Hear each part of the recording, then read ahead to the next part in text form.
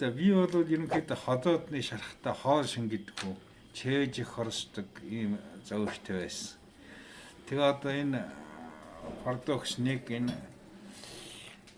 Филипп зам 1 гээд одоо энэ зам 2 гээд одоо эднийг хэрэглэснээр л одоо миний ходоодны шархны өвчл тэр өтгөн хаталт чээж хорсох энэ төр асуудал бол ерөнхийдөө шийдэгдсэн. Одоо бол би зүгээр өтгөн хатдаггүй хоолны шингэс бол эрс сайжирсан.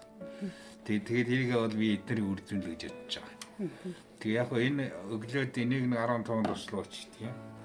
Энийг нэг жижиг халганы үзүүрээр элгээд уурчдаг.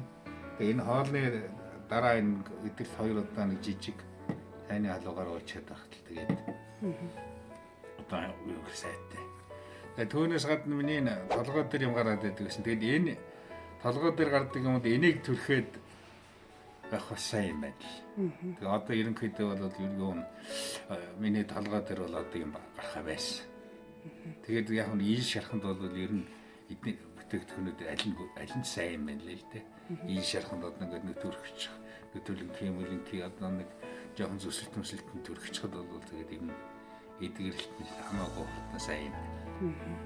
Ийм бүтээгдэхүүн хэрэглээд одоо 3 сар 11 сараас хойш хэрэглэж байна. Байн хэрэглэж байгаа учраас одоо хоолны шингэц. Одоо хотоодны үйл ажиллагаанд бол одоо яхад нэлээд байхгүй болсон.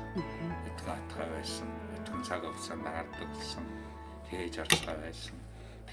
Таны чээж ер нь ямар үед хорсдог байсан? Чээж одоо нэг жаахан юутай оригин бүтээгдэхүүн идчих тийм үед л орсоод байдаг шээ. Тараг марг уучгаар одоо дээш ингээ ашуургаад тэгдгээс одоо энийг угаснаас хойш бол тэр байхгүй болсон. Хоолны шингэсэнд бол эрс сайжирсан. Сэтгэл ер нь ямар өндөр байна уу? Тэгээд сэтгэл өндөр. Одоо би өндөр учраас л одоо ингэ байн авч байгаа байхгүй. Тэрнээс чинь өөр таадагдаг юу гэж ингэ байн авч байгаа байхгүй. Одоо ингэ хөгшинтэйгээ хоёулаа байгаа даа. Тийм. Хөгшний хос сайдланд байсан. Одоо тэр хоолны шингэсэн хөтөн сайжирсан.